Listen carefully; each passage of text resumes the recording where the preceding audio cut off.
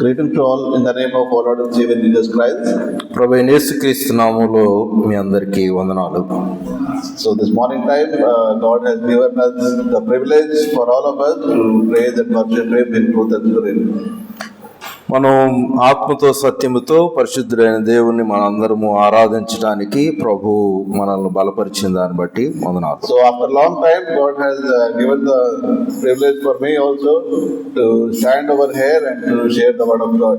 చాలా కాలం తర్వాత మీ అందరితో కలిసి ఇక్కడ నిలబడి వాక్యం పంచుకోవడానికి దేవుడు ఇచ్చిన అవకాశాన్ని బట్టి కూడా వందనాలు తెలియజేస్తున్నాను. So before that, when this in this building, this is the first time. Before that, in the other building, I shared the word of God. కొత్తగా నిర్మింపబడినటువంటి యొక్క మందిరంలో ఇదే మొదటిసారి. పాత మందిరంలో అనేక సార్లు మనం కలిసి సహవాసం చేశాం. So we got a very good building. We got very good church here now. చాలా మంచి భవన నిర్మాణం అయితే మందిరంగా ఏర్పాటు చేయబడటం జరిగింది. So the growth of the church represents the blessing of God also on the church. మందిర వృద్ధి అనేటువంటిది దేవుని యొక్క ఆశీర్వాదానికి సూచన. So the more blessing God giving, the more the church will grow as well as the believers also. మందిరం కట్టడం నిర్మాణం వృద్ధి చెందటంతో పాటు సంఘ సభ్యుల వృద్ధి కూడా అవసరమైనది. So now it is a great responsibility for all of us also. మనందరికి కూడా చాలా బాధ్యత ఉన్నది. That now we need to fill the building with the believers. ఈ యొక్క ప్రాంగణం అంతా కూడా దేవుని యొక్క బిడ్డలతో విశ్వాసులతో నింపవలసిన బాధ్యత ఉన్నది. So for this morning time, we are going to meditate the word of God. We will see from the Gospel John chapter 8 and verse 29. ఈ ఉదయకాలము మనం దేవుని యొక్క వాక్య ధ్యానం నిమిత్తమై యోహాను సువార్త 8వ అధ్యాయం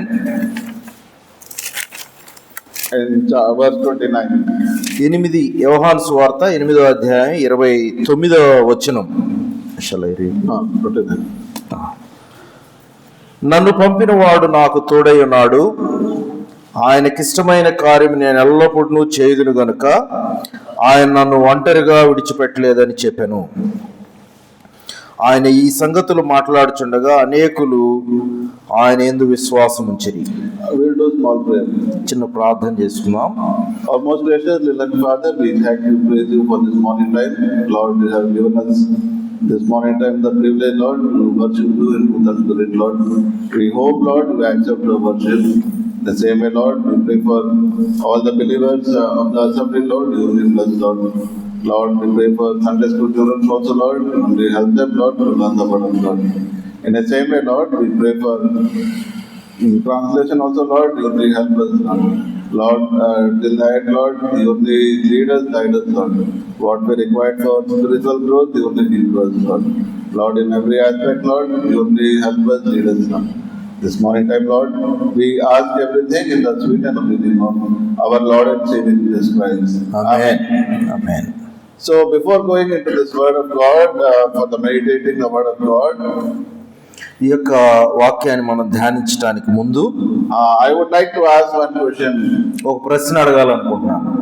So this word of God, who required more, the unbelievers or those who recently accepted Jesus Christ, or all of us we require the word of God? ఈ వాక్యం చదవబడినటువంటి వాక్యం ఎవరికి అవసరమైంది? కొత్తగా రక్షింపబడినటువంటి విశ్వాసులకా, లేక ఎప్పుడో రక్షింపబడిన విశ్వాసులకా, లేక మారు మనసు లేనటువంటి వారికి? So normally I'm not this word of God, but generally the word of God, who required more? అసలు దేవుని వాక్యం అనేటువంటిది ఎవరికి అవసరం? So who required more? ఎవరికి దేవుని యొక్క వాక్యం ఎక్కువ అవసరమై ఉంటుంది? For everybody it required more. అందరికీ అవసరమై ఉన్నది. So everybody required to learn the word of God, to grow more spiritually. మనం ఆత్మీయంగా వృద్ధి చెందాలి అని అంటే దేవుని యొక్క వాక్యము చాలా అవసరమై ఉన్నది. So I will tell you one small example. ఒక చిన్న ఉదాహరణ చూద్దాం. In somewhere in some country, there near the church, one person tried to open the shop opposite of the church. ఒక దేశంలో మందిరానికి ఎదురుగా ఒక వ్యక్తి షాపును ప్రారంభించాలనుకున్నాడు. So he got that place exactly opposite of the church, and he want to run the wine business there. ఆ మందిరానికి ఎదురుగా ఒక సారా దుకాణాన్ని ప్రారంభించాలనుకున్నాడు. So he started working on that. ఆ పని చేయడానికి ప్రారంభ పనులు చేస్తా ఉన్నాడు. So slowly and slowly, when the work started, then church people they came to know that he is going to start their wine shop. అతను పనులు చేస్తూ ఉన్నప్పుడు మందిరంలో ఉన్నటువంటి వాళ్ళు అది గమనించి అది సారా దుకాణం అని గమనించగలిగారు. So the church people thought it is not good, so they requested him. But he told, I have to run my business, I cannot do anything for that. ఆ మందిరంలో ఉన్నటువంటి వారు అతన్ని అది ఇక్కడ వద్దు అని చెప్పానంటే, కానీ నేను నా జీవనోపాధి కోసం నేను కూడా చేయాలి కదా అని అతను చెప్తూ ఉన్నాడు. So church people they started praying. అయితే మందిరంలో ఉన్నటువంటి దేవుని బిడ్డలు ప్రార్థన చేయడం ప్రారంభించారు. So slowly and slowly, after 1 week the shop he need to open. ఒక వారం తర్వాత ఆ షాపు ఓపెన్ చేయాల్సిన సమయం వచ్చింది. And church people they are praying continuously. కానీ మందిరంలో ఉన్నటువంటి వారు ప్రార్థన కొనసాగిస్తూనే ఉన్నారు. And the other end he is also coming to the finishing of the shop. రెండో ప్రక్కన ఆ షాపు పనులు కూడా అన్ని ప్రారంభానికి సిద్ధపడినవి. So just 1 day before of the opening of the shop, ఆ దుకాణ ప్రారంభానికి ఒక్కరోజు ముందు so there was a great wind and thunderstorm. ఆ ఒక్కరోజు ముందు చాలా భయంకరమైనటువంటి ఉరుములతో కూడినటువంటి మెరుపులు and the lightning exactly fall on the shop only. ఆ మెరుపులు ఆ ఉరుములకు సంబంధించినటువంటి ఆ ప్రకాశమైన వెలుగు ఆ షాప్ దగ్గరే పడిందట. So when the shopkeeper came to know, he got out of worry. అప్పుడు ఆ దుకాణ యజమానికి హృదయంలో భయం కలిగింది. And he saw his shop and he got so much disheartened by seeing that. అది ఆ ప్రభావాన్ని బట్టి అతని హృదయంలో కలవరం చెందాడు. But next day he went to court and put the case on the church people. రెండో రోజు ఆ షాప్ అతను కోర్టులో ఈ మందిరం సంబంధించినటువంటి వ్యక్తుల మీద కేసు ఫైల్ చేశాడు. Put that because of the prayer of these believers only my shop was destroyed. అతను ఆ కోర్టులో పెట్టినటువంటి కేసు ఏంటి అంటే, ఈ మందిరంలో వాళ్ళు ప్రార్థన చేస్తున్న దాన్ని బట్టి నా షాప్ మీద ఆ మెరుపుకు సంబంధించిన ప్రభావం పడి నష్టం కలిగింది అని. And then the judge he did not say anything, but judge see all the papers. He was seeing the papers in court. ఆ కోర్టులో ఈయన సబ్మిట్ చేసినటువంటి ఆ ఫైల్ కేసుకు సంబంధించినవన్నీ చూస్తూ ఆ జడ్జి పరిశీలన చేశాడు. Then even the person he went to the church people and he asked the church people, they denied this thing. When that person went to church people, they also denied. We don't know. ప్రార్థన చేశారు కానీ ఆయన వచ్చి మీ మీద అంటే ఆరోపణ చేసేటప్పుడు ఆ జరిగినటువంటిది మాకేమీ తెలియదు, సంబంధం లేదు అన్నారు. So then judge saw all the thing what happened. ఆ యొక్క న్యాయాధిపతి కోర్టులో జడ్జి మొత్తం అన్ని పేపర్లన్నీ చూశాడు. So he told one statement. ఆయన చెప్పింది ఒకే ఒక మాట చెప్పాడు. Here two group of people, one person and a group of people, that is church people, and in that the person who do not go to church, who do not pray, he believes the prayer of the church people, but the church people they are not believing their prayer answers. ఆయన judge చెప్పినటువంటిది మొత్తం పరిశీలించి, మీరు ఆ జరిగినటువంటి నష్ట ప్రభావం అనేటువంటిది దేవుణ్ణి ఎరుగునటువంటి వ్యక్తి ఏమో ఇది దేవుడు ప్రార్థనలు చేయడం వల్లే జరిగింది అంటున్నాడు. కానీ మందిరంలో ప్రార్థన చేసినటువంటి వాళ్ళేమో మా ప్రార్థనల వల్ల అలా జరిగిందని మేము అనుకోవట్లేదు అని అన్నారట. So this shows that how much belief does a believer have in their prayer.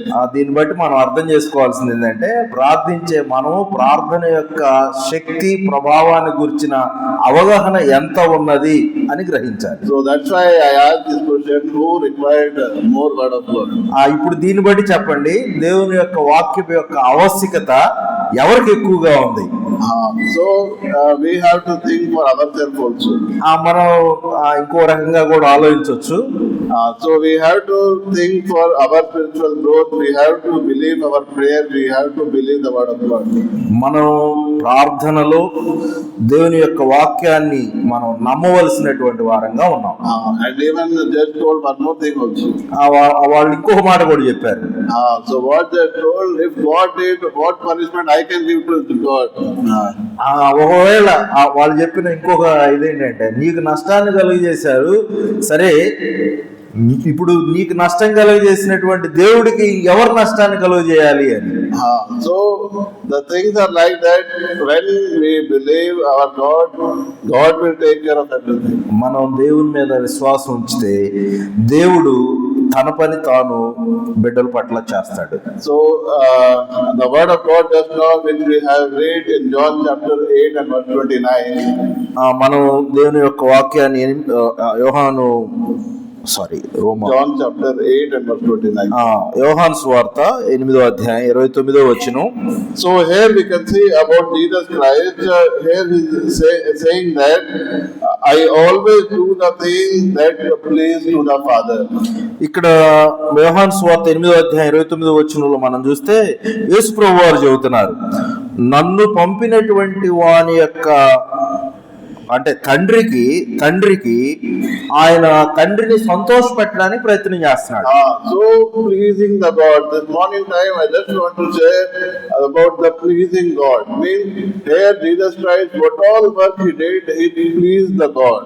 ఇక్కడ మనం గమనిస్తే యేసు ప్రభు వారు తన తండ్రిని సంతోష పెట్టడానికి ప్రయత్నం చేస్తున్నాడు. So here it is written, I always do the thing. ఇక్కడ మనం చూస్తా ఉన్నాం, నేను ఎల్లప్పుడూ ఇలాగ చేస్తాను అని రాయబడింది. So always, ఎల్లప్పుడూ. So God, Jesus Christ, when he came into this world, till he died and resurrected, until that time he always did the work which pleased the God. యేసు ప్రభు వారు ఈ భూమి మీదకి వచ్చిన దగ్గర నుండి ఆయన శిలువ మరణం పొంది సమాధి చేయబడి తిరిగి లేచి ఆరోహణ అయ్యేంత వరకు కూడా తండ్రిని సంతోష పెట్టుటందే ఆయన నిమగ్నమై ఉన్నారు. He obeyed the commandment to fulfill the will of the Father. తండ్రి యొక్క చిత్తాన్ని నెరవేర్చడానికి ఆయన ఎల్లప్పుడూ ప్రయత్నం చేస్తూ ఉన్నారు. He did not do any sin. He was innocent. He did not speak any lie, and he led a holy life until he was on this earth. ఆయన ఈ భూమి మీద జీవించిన కాలంలో ఎప్పుడు అబద్ధం ఆడలేదు, లేకుంటే ఆయన దేవుని యొక్క ఆజ్ఞలు నెరవేర్చుటేందే ఆయన నిమగ్నమై ఉన్నాడు. So that's why he was confident in saying, I always do the thing which please the God. అందుకనే ఇక్కడ ఆయన చాలా దృఢంగా చెబుతున్న మాట, నేను ఎల్లప్పుడూ తండ్రిని సంతోష పెట్టుటందు నిరంతరం ఉన్నాను, అంటే ఎల్లప్పుడూ చేస్తున్నాను అని. So when we judge ourselves, when we examine ourselves, మనల్ని మనం ఒకసారి పరిశీలన చేసుకుంటే this complete year, almost we are coming to the end of this year 2020-25. 2025 సంవత్సరపు అంతానికి చివరి దినాలకు వచ్చాం. So with God's grace and blessings, God has kept us safe and He is protecting us every day, and He protected us throughout this year, and today we are here in the midst of Him.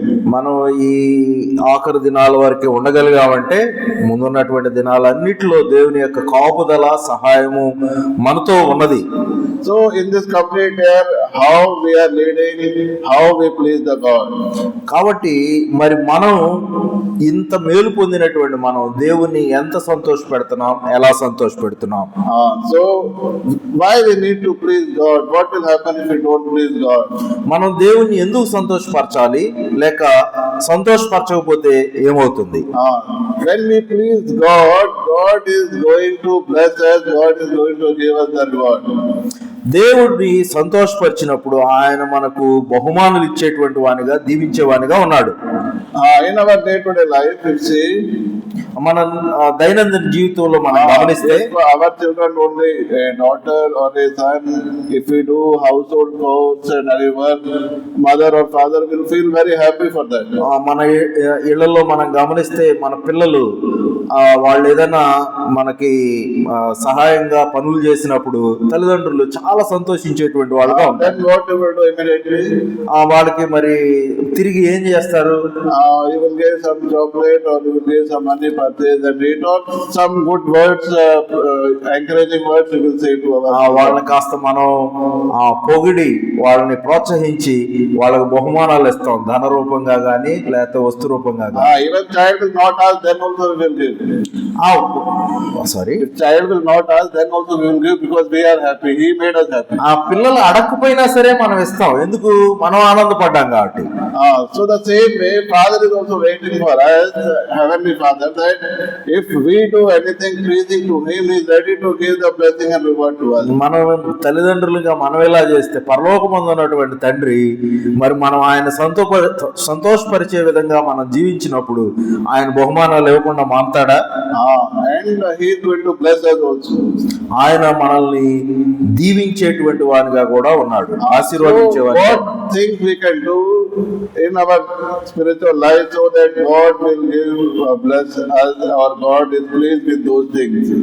మనం ఆత్మీయంగా మన జీవితం ఆయన్ని సంతోషపరిచేదిగా ఉంటే దేవుడు దీవించేటువంటి వానిగా ఉన్నాడు.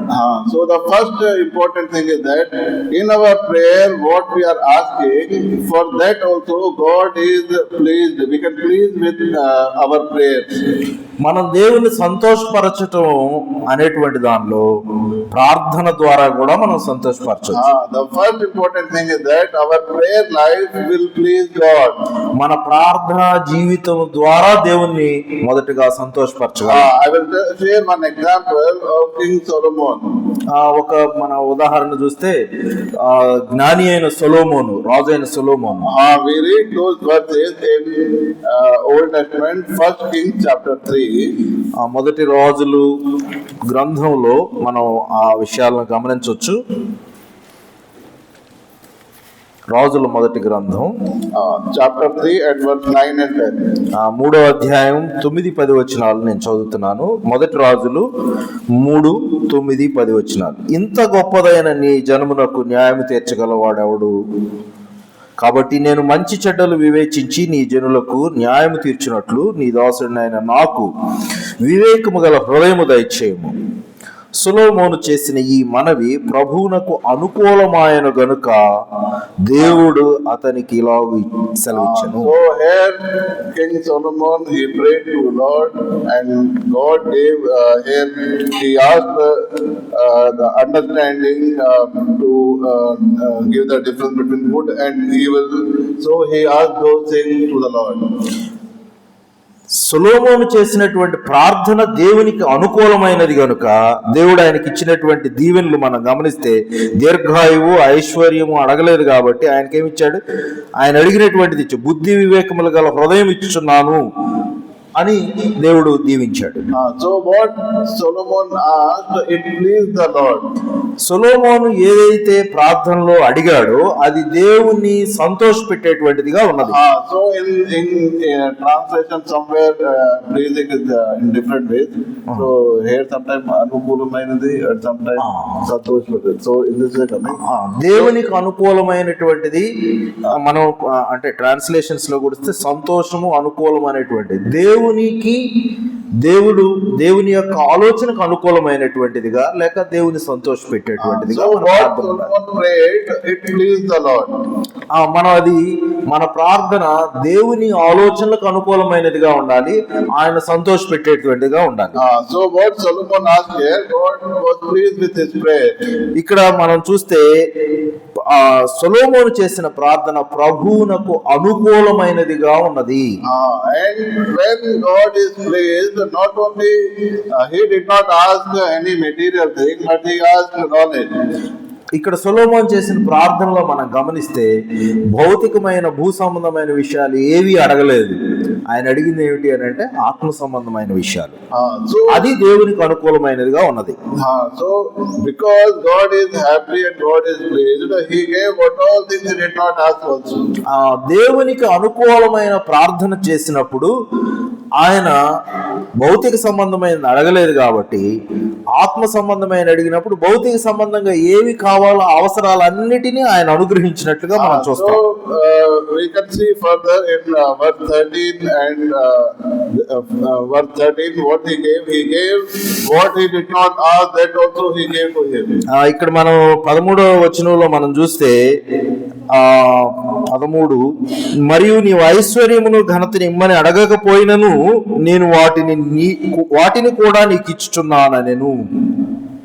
And along with that, he also added one more thing also, that is in verse 14, he added the number of days also to his life. వీటితో పాటు ఇంకొక ధన్యత ఇచ్చాడు. ఏమది? నిన్ను దీర్ఘాయుష్మంతునిగా చేసేదను. ఇది ఇంకొక రెండవ, అంటే అడగని దాన్ని ఇచ్చినటువంటి ఇంకొక ధన్యత. So why God gave him all the material thing? Why God lengthened his days? ఎందుకు దేవుడు ఆయనకు అడగంది ఇచ్చాడు, ఆయన జీవిత దినాలను పొడిగించాడు? Because God is pleased with the way Solomon prayed to him. ఒకే కారణం ఏంటంటే ప్రార్థనలో సొలొమోను దేవునికి అనుకూలమైనటువంటి ప్రార్థన చేశాడు. So in our life also we need to pray in such a way that God must please with our prayers. మన జీవితంలో కూడా మన ప్రార్థన ఎలా ఉండాలంటే దేవునికి ఇష్టమైనదిగా అనుకూలమైనదిగా ఉండాలి. So when we pray like this, God is not going to give what we ask, but other than also which we did not ask, that also God is going to give us. అలా మనం అనుకూలమైన ప్రార్థన చేసినప్పుడు మనం అడగని కూడా దేవుడు ఇచ్చేటువంటి వానిగా ఉన్నాడు. So the first thing, when the way we pray God, we are going to please him. మొట్టమొదటిగా సొలొమోను ఏ విధమైనటువంటి ప్రార్థన చేశాడు దేవుణ్ణి సంతోషపరచడానికి? So next important aspect as for the believer life, how we can please God is the way we walk with God. రెండవదిగా దేవునితో ఏ విధమైనటువంటి సహవాసంలో లేక ఆయనతో నడిచేటువంటి విధానం ఎలా ఉన్నది? So the way we walk with the God is pleased with that. మనం దేవునితో కలిసి నడిచేటువంటి విధానం ద్వారా కూడా దేవుణ్ణి సంతోషపరచవచ్చు. We see one example. ఒక ఉదాహరణ చూద్దాం. So in the life of Enoch, హనోకు యొక్క జీవితంలో Enoch, in the life of Enoch. So we read one verse, Hebrews chapter 11 and verse 5. 11వ అధ్యాయం హెబ్రీయులకు రాసిన పత్రిక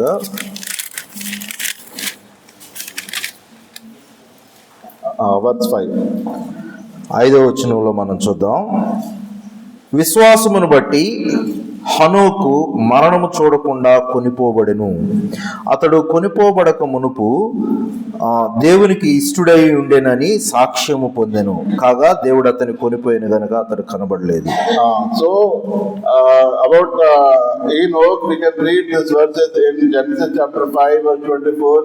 There it is written, Enoch walked with the Lord.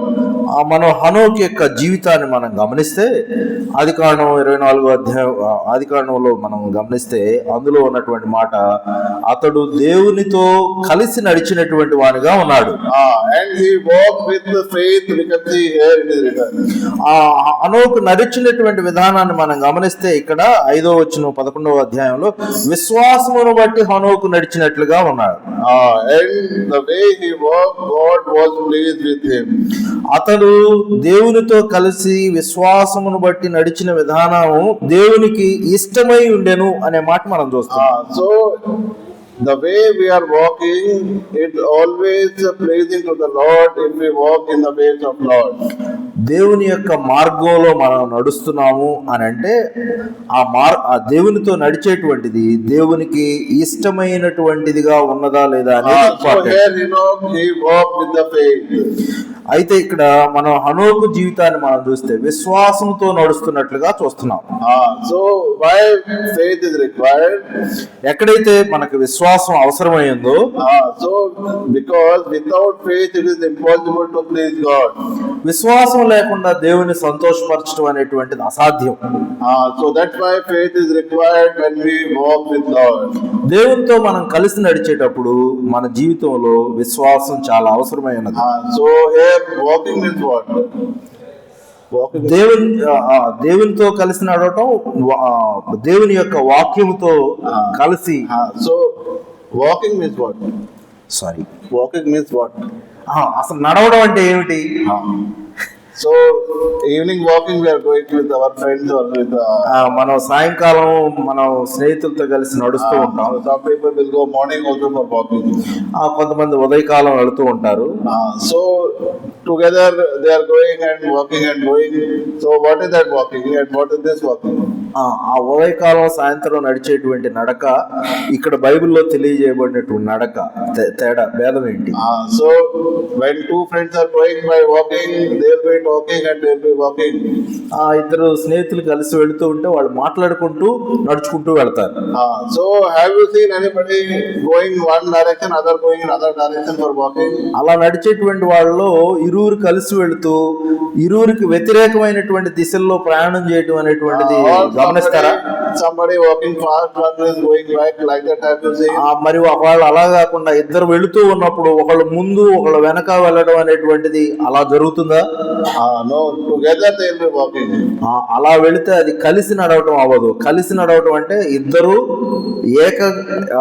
కలిసి సమానంగా వెళ్ళడం. So equally together they are walking.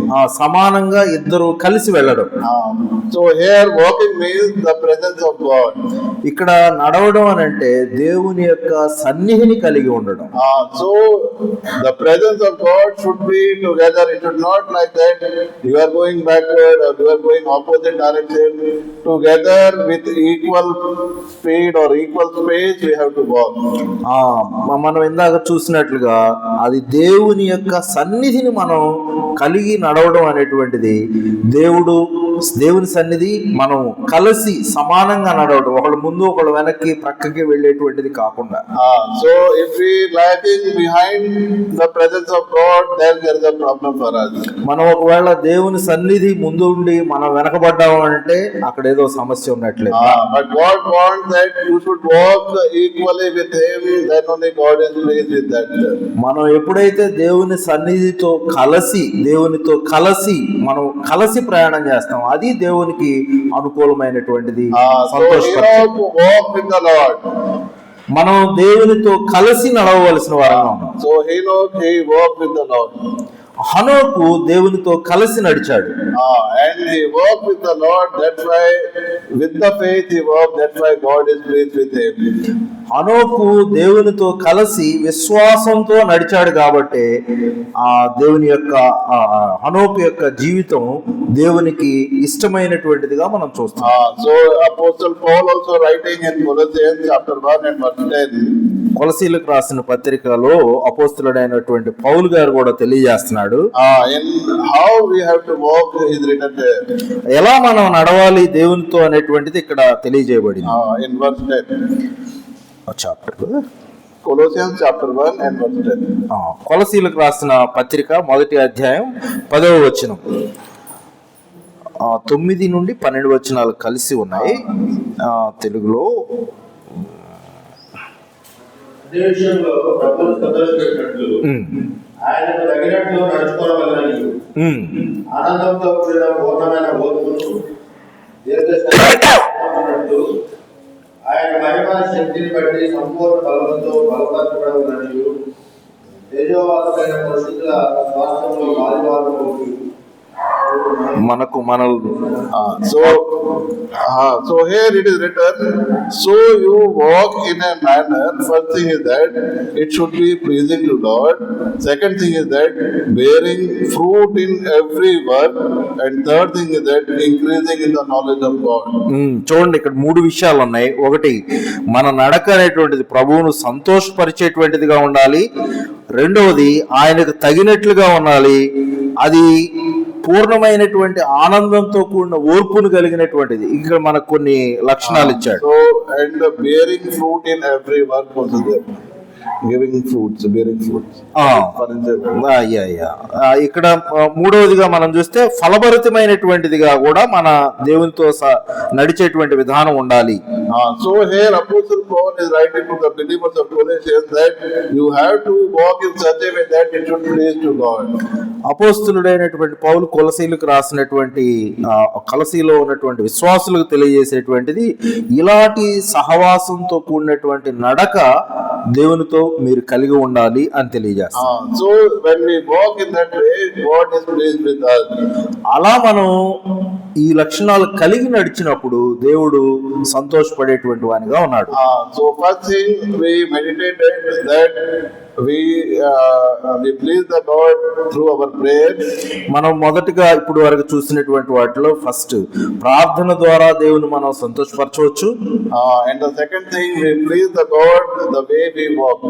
రెండవదిగా మనం నడిచేటువంటి విధానం ద్వారా దేవుని సంతోషపరచవచ్చు. And the third aspect is the way we praise and worship God, with that also God is praised. మనం దేవుణ్ణి స్తుతించేటువంటి విధానం ద్వారా కూడా దేవుని మహిమపరచవచ్చు లేదా సంతోషపరచవచ్చు. Morning time we worship Him, we praise Him, with that also God is pleased with every one of us here. మనం ఈ ఉదయకాలం దేవుని స్తుతించి ఆరాధించాం, దాని ద్వారా కూడా దేవుని మనం సంతోషపరచవచ్చు. So we see those verses in Hebrews chapter 13 and verse 16 there we will read. హెబ్రీయులకు రాసిన పత్రిక 13వ అధ్యాయం chapter 13 and verse 11 and verse 16. Yeah, 16. 16. ఉపకారము 15, 16. హెబ్రీయులకు రాసిన పత్రిక 13వ అధ్యాయం 15వ వచనం 16 వచనాలు. కాబట్టి ఆయన ద్వారా మనం అందరము దేవునికి ఎల్లప్పుడూ స్తుతియాగము చేయుదుము, అనగా ఆయన నామమును ఒప్పుకొనుచు జిహ్వా ఫలము అర్పించుదుము. ఉపకారమును ధర్మమును చేయ మర్చిపోకుడి, అట్టి యాగములు దేవునికి ఇష్టమైనవి. So here we can see when we read here, God wants to praise Him continuously, and He's asking not to neglect this thing because God is pleased with the praise and worship. ఇక్కడ మనం 15-16 వచనాల్లో మనం చూస్తే దేవునికి ఎల్లప్పుడూ స్తుతియాగం చేయదము అంటే దాని ద్వారా దేవుడు సంతోషపడతాడు. అది అలక్ష్యం చేయవద్దు అని కూడా రాయబడి ఉన్నది. So we please the God with our worship and with our praises. మనం దేవుని స్తుతించడం ద్వారా ఆరాధించడం ద్వారా కూడా దేవుని సంతోషపరచవచ్చు. So throughout this year we have to examine ourselves, how many times we praise, how many times we worship the Lord, how many times we please the Lord. ఈ సంవత్సరపు అంతంలో ఉన్నటువంటి మనం ఈ సంవత్సరం అంతటిలో దేవుని మనం ఎలాగూ స్తుతించాము, ఆరాధించాము, ఎన్నిసార్లు మనం దేవుని సన్నిధిని స్తుతించలేకపోయాము అనేటువంటిది పరిశీలన చేసుకున్నాం. Here very clearly written in verse 16 that do not neglect to do this thing. ఈ 16వ వచనంలో ఈ మాట చాలా స్పష్టంగా ఉంది, మరిచిపోవద్దు. So we should not neglect. Neglect means wanted doing is neglecting. So we should not do. If we do, we are not going to please God. నీవు ఈ స్తుతించటం ఆరాధించడం అనేటువంటి విషయాలను అశ్రద్ధ చేయొద్దు. ఇక్కడ మనకి తెలుగులో మర్చిపోకుడి అనేటువంటి మాట ఉన్నది. అశ్రద్ధ చేయవద్దు, ఇంగ్లీష్ లో నెగ్లెక్ట్ అని ఉన్నది. అశ్రద్ధ చేయవద్దు అంటే స్తుతించటం ఆరాధించటం అశ్రద్ధ చేయవద్దు. Neglecting means willingly wanted it, we are doing. అశ్రద్ధ అంటే తెలిసి చేయకపోవడం. So through our worship, through our praises, we need to worship the Lord in such a way that these all things are pleasing to Him. ఈ ప్రక్రియ అనేటువంటిది దేవుణ్ణి హృదయాన్ని మనం సంతోషపరిచేటువంటి వాటిలో స్తుతించుట ఆరాధించుట అనేటువంటిది అది ఆయన కోరుకున్నటువంటిది. Even King David also writing about this. దావీదు కూడా ఈ యొక్క రాజు అయిన దావీదు తెలియజేస్తున్నాడు. Psalms 104 and verse 34. సామెతలు కీర్తనలు and chapter 104 and verse 34. 104వ Keerthana verse 34. 34వ వచనం చూడండి. అందులో ఆయనను గూర్చిన నా ధ్యానము ఆయనకి ఇంపుగా నుండుగాక. So my meditation be pleasing to Him, for I rejoice in the Lord. In English it is written, my meditation must be pleasing to the Lord. English లో రాయబడి ఉంది, దేవుని వాక్యాన్ని నేను ధ్యానించేటువంటి విధానం అనేటువంటిది ఆయన సంతోషపరిచేదిగా ఉండునుగాక. So praising and worshiping Him and doing meditation will give pleasing to the Lord. మనం దేవుని స్తుతించుట ఆరాధించుట దేవుని వాక్యాన్ని ధ్యానించుట అనేటువంటివి కూడా దేవుని ఆనందపరిచేటువంటి ఉన్నవి. So here King David is writing that my meditation be pleasing to Him. నా ధ్యానం ఆయనకు ఇంపుగా ఉండుగాక అని దావీదు మహారాజు చెప్తున్నాడు. So we need to worship Him, we need to praise Him, we need to meditate the word of God which always please God. మనం దేవుని సన్నిధిలో ఆయన్ను స్తుతించటం ఆరాధించటం మనం దేవుని వాక్యాన్ని ధ్యానించటం అనేటువంటిది ఆయనకి ఇష్టమైనవిగా ఉన్నవి. So one more aspect we will see about the children. ఆ పిల్లలను గూర్చినటువంటి ఒక అంశం కూడా చూద్దాం. So about children, how God is pleased with them. మన పిల్లలు దేవుణ్ణి ఎలాగూ సంతోషపరుస్తున్నారు. So we see in Colossians chapter 3 and verse 20. కొలసీలకు రాసిన పత్రిక 3వ అధ్యాయం 9వ వచనాన్ని మనం గమనిస్తే, So how God is pleased with children. ఆ దేవుడు తన బిడ్డలను ఎలాగూ సంతోషపరుస్తున్నారు అనేటువంటిది ఇక్కడ మనం చూడొచ్చు. Colossians chapter 3 and verse 20. కొలసీలకు రాసిన పత్రిక 3వ అధ్యాయం 20వ వచనంలో మనం చూస్తే, పిల్లలారా అన్ని విషయముల్లో మీ తల్లిదండ్రుల మాట వినుడి, ఇది ప్రభువును బట్టి మెచ్చుకొనదగినది. So children, obey your parents in everything, for this please the Lord. పిల్లలారా మీరు అన్ని విషయాల్లో తల్లిదండ్రుల మాటలకు లోబడి ఉండండి, అది దేవుణ్ణి సంతోషపరిచేటువంటిది. So all the children those who are here right now, ఇక్కడ ఉన్నటువంటి పిల్లలందరూ కూడా so what you need to do, you need to obey your parents. ఏం చేయాలి? మీరు మీ తల్లిదండ్రుల యొక్క మాటలకు మీరు విధేయత చూపాలి. In what thing you have to obey? Sorry, In what things you ఏ విషయాల్లో మీరు విధేయత చూపించాలి? in Bible it is written everything. బైబిల్లో చెప్పిన మాట ఏంటంటే అన్ని విషయాల్లో. But our children will put all conditions. కానీ ఇప్పుడు ప్రస్తుతం ఉన్న మన పిల్లలు వాళ్ళు ఏం పెడుతున్నారు? కండిషన్స్ పెడుతున్నారు. So if you give me this, then I will do this. నువ్వు నాకు ఇది చేస్తే నేను నీ మాట వింటా, లేకుంటే అది చేస్తా. Or you, what I will say, that you have to do. నేనేం చెప్పాను, నేను చెప్పింది నువ్వు వింటే నువ్వు చెప్పింది నేను వింటా. So here it is written, children obey to the parents, but here now going reverse direction. మనం ఇక్కడ మరి బైబిల్లో ఉన్న మాటను గమనిస్తే దేవుడు చెప్పే మాట ఏంటంటే, పిల్లలారా మీ తల్లిదండ్రుల మాట అన్ని మాటలను లోబడి ఉండుడి అని అన్నాడు. కానీ ఇప్పుడు మనం చూస్తుంటే పిల్లలు అలా ఉండట్లేదు. So for children particularly, they need to obey their parents in everything. You need to obey. పిల్లలు తల్లిదండ్రుల మాటలు అన్ని విషయాల్లో విధేయత చూపించవలసిన వారుగా ఉన్నారు. Because if you do like this, then God is pleased with those things. అలాగూ మనం చేయడం వల్ల దేవుణ్ణి మీరు సంతోషపెట్టేటువంటి వారుగా ఉండగలరు. So if you want to please God, then you need to obey the parents. మీరు పిల్లలుగా దేవుని సంతోషపరచాలి అని అంటే మీ తల్లిదండ్రుల మాటకు విధేయత కలిగి ఉండటం అనేటువంటిది ఒక విధానం. Because when we do like that, మీరు అప్పుడు అలాగ చేయటం వలన because God is going to bless you, God will increase your knowledge, God will make you to learn, because parents will always guide you in right path. దేవుని సంతోషపరచడానికి తల్లిదండ్రులకు విధేయత అవడం వల్ల దేవుడు దీవించేటువంటి వానిగా ఉన్నాడు. దేవుని సంతోషపెట్టిన దాన్ని బట్టి నిన్ను అన్ని రకాలుగా నీ యొక్క జ్ఞానంలోను, నీ వృద్ధిలోను, నీకు కావలసినటువంటి అవసరతల్లోనూ దేవుడు దీవించేటువంటి వానిగా ఉన్నాడు. So parents will not guide you in wrong ways. So parents always take care better of you, so that's why you need to obey.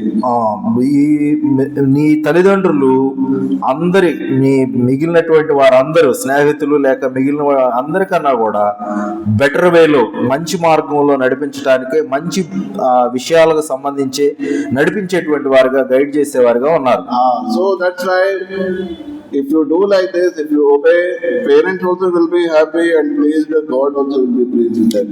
నీవు తల్లిదండ్రుల మాటకు విధేయత చూపడం వల్ల రెండు విషయాలు జరుగుతున్నాయి. ఒకటి, నీ తల్లిదండ్రులను సంతోషపరుస్తున్నావు. రెండు, దేవుని సంతోషపరుస్తున్నావు. అవి రెండు కూడా దీవెనలకు కారణం అవుతాయి. And children must learn all these things first in their house only. పిల్లలు మరి ఈ విషయాలు ఎక్కడ నేర్చుకోవాలి? ఇంట్లోనే నేర్చుకోవాలి.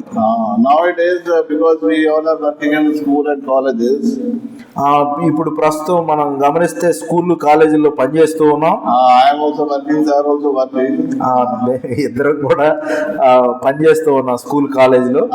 So parents will come, we cannot say anything to our children because they will do something wrong. That's why you only take care of them. తల్లిదండ్రులు teachers దగ్గరికి వచ్చి చెప్పే మాటలు ఏంటంటే, మా పిల్లలకి మేము చెప్పలేకపోతున్నాం, దయచేసి మీరు చెప్పండి అని. And the teacher will do anything, means immediately government education board they will take action on teacher. Why you are beating, why you are scolding children? ఒకవేళ కానీ టీచర్స్ అక్కడ బెత్తం వాడితే ప్రభుత్వ సంబంధమైనటువంటి ఇబ్బందులు కూడా ఉన్నాయి. So teacher also can't do anything and parents also helpless to do anything. ప్రస్తుతం ఉన్న సమాజంలో టీచర్స్ ఏం చేయలేని స్థితి, తల్లిదండ్రులు ఏం చేయలేని స్థితిలో ఉన్నారు. So this situation is going on. So as per the Bible, children must learn most of the things, values and word of God, everything in home itself. Bible ఈ చిన్న బిడ్డలు వాళ్ళ యొక్క ఈ డిసిప్లిన్ అనేటువంటిది నేర్చుకోవాల్సింది, విధేయత అనేటువంటిది నేర్చుకోవాల్సింది గృహంలో, తల్లిదండ్రుల దగ్గర గృహంలో నేర్చుకోవాల్సిన వారుగా ఉన్నారు. It is the responsibility of parents as well as the elders, those who are in house. They need to teach the word of God to them. తల్లిదండ్రులుగా లేక ఇంట్లో పెద్దవాళ్ళుగా ఉంటే వాళ్ళు ఆ విధేయతను లేక మంచి లక్షణాలను నేర్పవలసినటువంటి బాధ్యత వారి మీదే ఉన్నది. We see that verse in Apostle Paul writing to 1 Timothy chapter 5. తిమోతికి రాసిన మొదటి పత్రికలో మనం ఈ విషయాలను గమనించవచ్చు. Chapter 5 and verse 4 onwards we will read. 5వ అధ్యాయం తిమోతి రాసిన మొదటి పత్రిక chapter 5 and verse 4. 4వ వచనంలో చూడండి. అయితే ఏ విధవరాలకైనా పిల్లలు గాని మనవలు గాని ఉండినేడల వీరు మొదట తమ ఇంటి వారి యెడల భక్తి కనపరచుటకును తమ తల్లిదండ్రులకు ప్రత్యుపకారం చేయుటకును నేర్చుకొనవలెను, ఇది దేవుని దృష్టికి అనుకూలమైనది. So they must first learn to show godliness to their own household. ఈ యొక్క దైవ సంబంధమైన లక్షణాలను చూపించవలసినటువంటి ఆ ప్లేస్ ఫస్ట్ ఎక్కడ అంటే ఇంట్లోనే పిల్లలు చూపించవలసిన place. So they have to show the godliness to their own household. వాళ్ళ యొక్క విధేయత మొదటగా ఇంట్లో ఉన్నటువంటి పెద్దవారి ఎడల చూపించాలి అని బైబిల్లో రాయబడింది. Because when they do like that, then it is pleasing to Lord. ఇలాగు చేయుట అనేటువంటిది దేవుని సంతోషపరచటం, ఇది గమనించాలి. So in that way children need to be brought up. ఈ విధంగా పిల్లలు ఎదగవలసిన వారుగా పెంపకంలో ఉండవలసిన వారుగా ఉన్నారు. So, children need to obey the parents, children need to learn the word of God. పిల్లలు దేవుని యొక్క వాక్యానికి విధేయత చూపించాలి, తల్లిదండ్రులకు విధేయులుగా ఉండాలి. So, in that way, when they do, God is pleasing with those things. అలాగూ చేయడం అనేటువంటి దాని ద్వారా దేవుడు ఆ బిడ్డలను దీవించేటువంటి వానిగా, ఆశీర్వదించేవానిగా ఉన్నాడు. God is also, next point when we say, He pleased with a fruitful branch. అలా చేయటం వల్ల దేవుడు ఏం చేస్తాడు, ఒక ఫలభరితమైనటువంటి కొమ్మగా చేసేటువంటి వానిగా ఉన్నాడు. So, in a believers, God is pleased if we bear the fruits. మనం ఫలించేటువంటి వారంగా ఉంటే మనం ఫలించడం ద్వారా కూడా దేవుని మనం సంతోషపరిచేవారుగా ఉంటాం. So when we bear the fruit, God is pleased with that. మనం ఫలాలు కలిగి ఉంటే దేవుడు ఆ ఫలాలను చూసి ఆనందించేటువంటి వానిగా ఉన్నాడు. You know one of the parable written in gospel about the barren fig tree. అది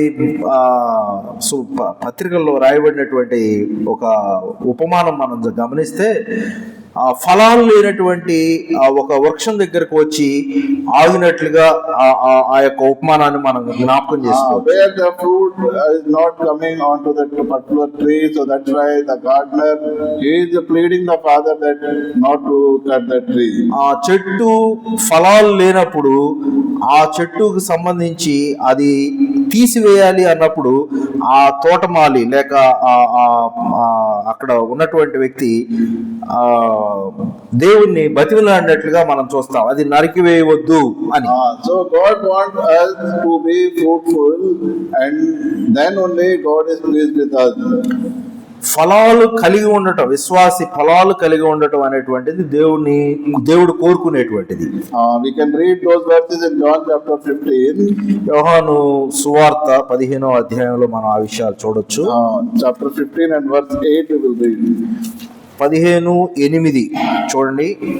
యోహాను సువార్త 15వ అధ్యాయం 8వ వచనం, మీరు బహుగా ఫలించటం వలన నా తండ్రి మహిమపరచబడును, ఇందువలన మీరు నా శిష్యులు అగుదురు. So as a believer we need to bear more fruits. మన విశ్వాసులంగా మనం ఫలాలు కలిగి ఉండాలి. So this complete year we have to see how much we bear the fruit for God. ఈ సంవత్సరం అంతట్లో మనం దేవుని కొరకు ఎన్ని ఫలాలు ఫలించాం. We know all the fruits, the spiritual fruits in Galatians book. We can read all those there. గలతీయులకు రాసిన పత్రికలో మనం ఆత్మ ఫలాలను గూర్చినటువంటి విషయాలు మనం చూడొచ్చు. So if we bear more fruit, God is pleased with that and He will be glorified with that. ఆత్మ సంబంధమైనటువంటి ఫలాలు అధికంగా ఫలించడం అనేటువంటి దాని ద్వారా దేవుని మనం సంతోషపరచవచ్చు. So as a believers we need to do the things so that God will pleased with us.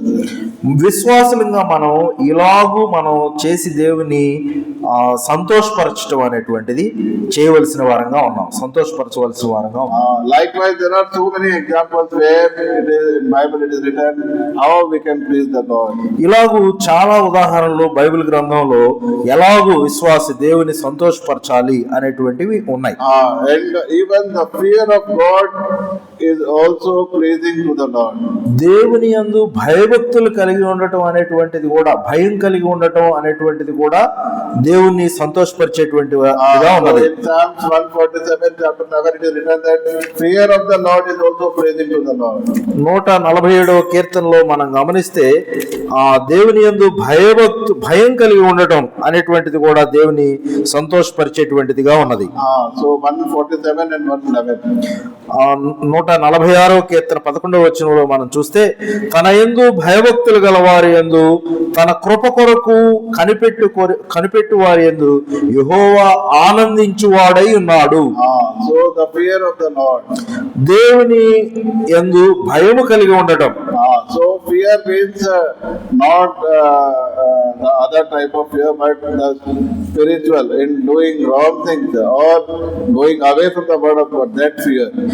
ఇక్కడ భయం అని అంటే సరిగా అర్థం చేసుకోవాలి.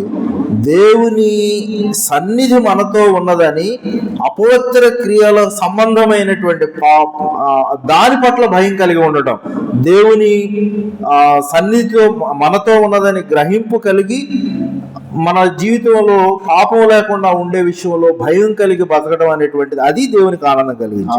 So these are the various verses from the Bible, the word of God, where we can find how to please the God. ఇలా మనం Bible గ్రంథంలో చాలా వాక్యాలను మనం చూడొచ్చు, ఎలాగో మనం విశ్వాసులంగా దేవుని సంతోషపరచాలి అనేటువంటివి. So it may be January 1st or it may be December 31st. We need to please every day to the Lord. ఏదో జనవరి 1వ తారీఖున డిసెంబర్ 31వ తారీఖున దేవుని సంతోషపరచడం కాదు. ఈ జనవరి 1 నుండి డిసెంబర్ 30 సంవత్సరం అంతా జీవితంలో మనం సంతోషపరచవలసిన వారంగా ఉన్నాం. January 30, when December 31st will come, that time we will say, this year onwards I will do all the things which will please to the Lord. చాలా సార్లు మనం నిర్ణయాలు తీసుకుంటా ఉంటాం డిసెంబర్ 31న ఏమని, ఈ సంవత్సరం అంతట్లో మనం ఇలా ఉండాలి అని రెజల్యూషన్స్. అయితే ఎలా ఉంటున్నాం అనేది పరిశీలించాం. So when December 31st will come, again we will take the decision. ఒక సంవత్సరం తర్వాత మళ్ళీ ఇంకో సంవత్సరం డిసెంబర్ 31 వస్తుంది, అప్పుడు కూడా మళ్ళీ మనం నిర్ణయాలు తీసుకునే వాళ్ళంగా. So we have to please the God every day and not particularly some occasions. ఏదో 31న జనవరి 1వ తారీఖున దేవుని సంతోషపరిచే వారంగా కాక మొత్తం అన్ని దినాల్లో దేవుని మనం దినదినము దేవుని సంతోషపరచవలసిన వారంగా ఉన్నాం. One last word I will then I will conclude this. ఒక ఆఖరి మాట బైబిల్లో చూసి ముగిద్దాం. So word of God is saying you please only God but don't please people. Bible గ్రంథంలో రాయబడింది ఏంటంటే దేవుని మాత్రమే సంతోషపరచు, మనుషులను సంతోషపరచడానికి ప్రయత్నం చేయకు అని. But nowadays we can say not only in office and other organization, even in church also people are trying to please the people only. అయితే ఈ దినాల్లో మనం చాలా గమనిస్తున్నాం, పనిచేసేటువంటి ప్రదేశాల్లో లేక చర్చిలో కూడా మనుషులను సంతోషపరచడానికి ఎక్కువ ప్రయత్నం జరుగుతుంది దేవుని సంతోషపరచడానికన్నా. So instead of pleasing God, some particular people will please some particular people only. ఇంకా ఈ కొంతమందిని సంతోషపరిచేటువంటి వారుగా ఉన్నారు, మరికొంతమందిని సంతోషపరిచేవారు. వారి యొక్క సంతోషం అనేటువంటిది మనుషులను సంతోష పెట్టడానికి ప్రయత్నం చేస్తున్నారు.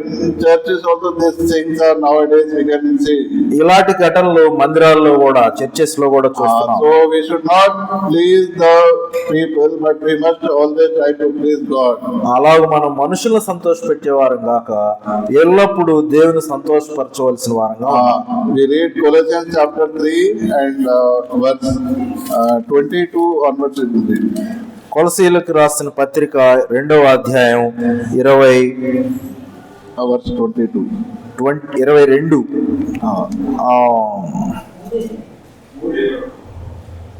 3:22. Chapter 3 verse 22. ఓకే. దాసులారా, మనుషులను సంతోషపెట్టు వారైనట్టు కంటికి కనబడవలనని కాక ప్రభువునకు భయపడుచు శుద్ధాంతఃకరణ గలవారై శరీరమును బట్టి మీ యజమానులైన వారికి అన్ని విషయముల్లో విధేయులై ఉండుడి. Next verse also. ప్రభువు వలన స్వాస్థ్యమును ప్రతిఫలముగా పొందుదమని ఎరుగును గనుక మీరేమి చేసినను అది మనుషుల నిమిత్తము గాక ప్రభువు నిమిత్తమని మనస్ఫూర్తిగా చేయడి. మీరు ప్రభు అయిన క్రీస్తునకు దాసులై ఉన్నారు. And verse 25 also. అన్యాయము చేసిన వారికి తాను చేసిన అన్యాయం కొలది మరల లభించును, పక్షపాతం ఉండదు. So we should not please human or man, but we must please God.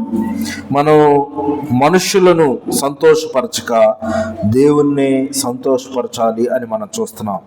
So we need to see that to whom we are pleasing in our day-to-day life more.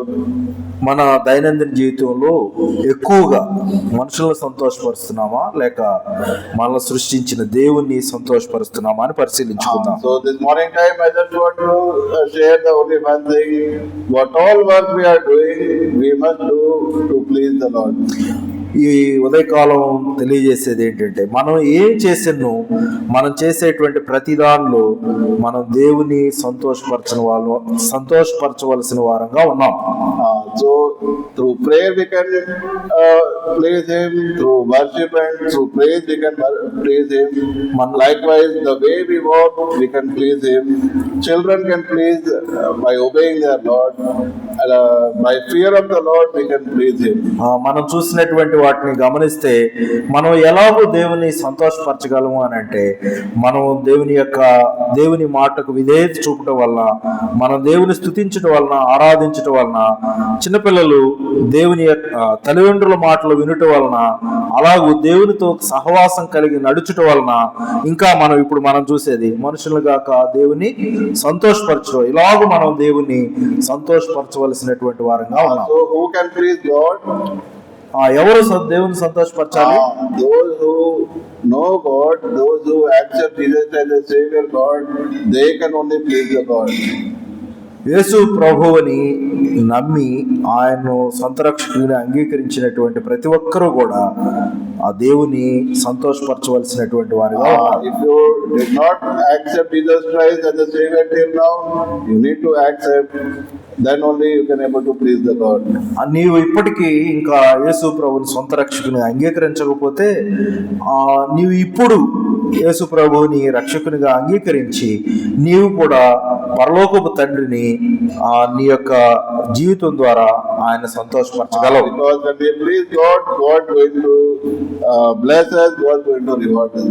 మనం దేవుని సంతోషపరిస్తే దేవుడు మనల్ని దీవించేటువంటి వాడిగా, ఆశీర్వదించేవాడిగా ఉన్నాడు. So before concluding, one small example I want to share.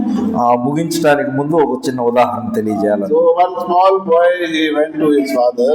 ఒక చిన్న పిల్లవాడు తన తండ్రి వద్దకు వెళ్ళాడు. He asked his father one question. ఆ పిల్లవాడు తండ్రిని ఒక ప్రశ్న అడిగాడు. That daddy, in one tree, in one branch, there are 5 birds. ఆ పిల్లవాడు అడిగినటువంటిది, ఒక చెట్టు కొమ్మ మీద 5 పక్షులు ఉన్నాయి. Then he told one bird want to fly away from that branch. ఒక పక్షి Thought of going. One thought. ఒక పక్షి ఆ కొమ్మ మీద నుండి ఎగిరిపోవాలని ఆలోచన కలిగి ఉన్నది. So afterwards again he asked, Daddy, now tell me how many birds are there. మళ్ళీ ఆ పిల్లవాడు అడిగాడు, నాన్న ఇప్పుడు ఆ కొమ్మ మీద ఎన్ని పక్షులు ఉన్నాయని. So he told, you told one thought of going, then 4 only will be there. ఆ తండ్రి అన్నాడు, ఒకటి వెళ్ళిపోవాలనుకుంది కదా, ఇంకా 4 ఉంటాయి అని అన్నాడు. Then what is that boy told? అప్పుడు ఆ పిల్లవాడు ఏం చెప్పాడో తెలుసా? No, all 5 are there only. 5 అక్కడే ఉన్నాయి.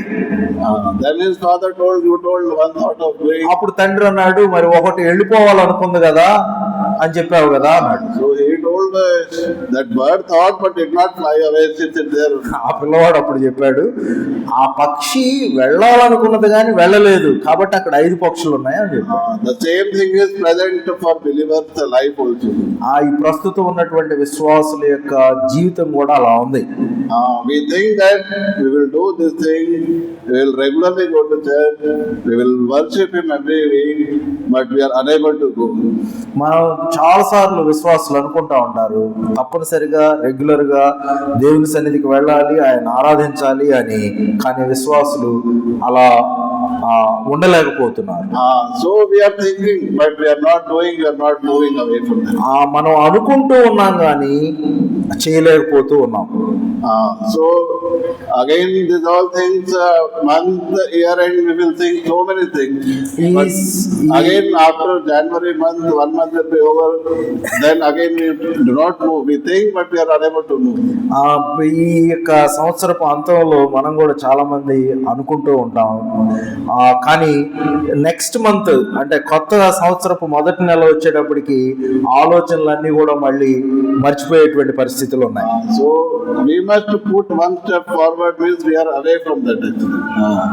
మనం ఒక అడుగు ముందుకు వేయటం అని అంటే మనం ఆ పరిస్థితుల నుండి మనం బయటికి రావడం.